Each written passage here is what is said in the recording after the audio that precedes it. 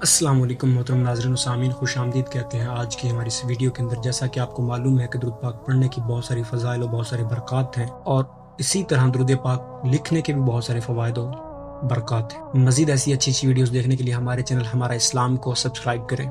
حضرت شیخ احمد بن ثابت مغربی رضی اللہ تعالیٰ عنہ نے فرمایا، حکومت کے 2 سپاہی تھے جن کو میں جانتا تھا، وہ دونوں فوت ہو گئے۔ بعد ازاں میں نے ان دونوں کو دیکھا تو میں نے پوچھا، کیا تم دونوں فوت نہیں ہو چکے؟ دونوں نے کہا، ہاں ہم فوت ہو چکے ہیں۔ پھر میں نے کہا، خدا کے لیے مجھے بتاؤ کہ تمہارا کیا حال ہے؟ دونوں نے کہا، اللہ تعالیٰ نے اپنے فضل سے ہم پر رحم فرمایا ہے۔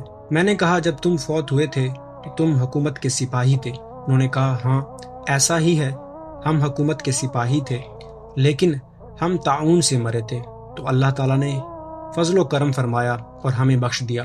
میں نے سوال کیا، اللہ تعالیٰ اور اس کے پیارے رسول صلی اللہ علیہ وسلم کا واسطہ دے کر پوچھتا ہوں کہ تم پر ہمارا حال بھی کچھ ظاہر ہوا ہے یا نہیں؟ انہوں نے کہا، آپ کو خوشخبری ہو کہ آپ صدیقوں میں سے ہیں۔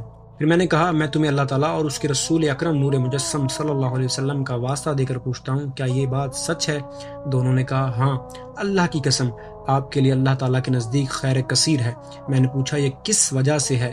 تو دونوں نے بتایا کہ آپ نے درود پاک کے متعلق کتاب لکھی ہے، اس وجہ سے یہ اجر ہے۔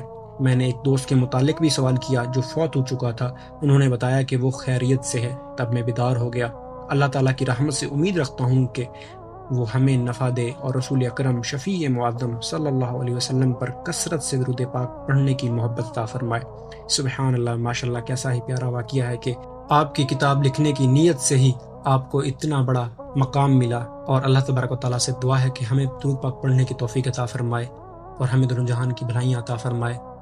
مزید ایسی اچھی حکایت سننے کے لیے ہمارے اس چینل ہمارے اسلام کو سبسکرائب کریں، ویڈیو کو لائک اینڈ شیئر کریں، اور کمنٹ بلو میں اپنی رائے دینا نہ بھولیے گا۔ جزاکم اللہ خیرا و احسن الجزا۔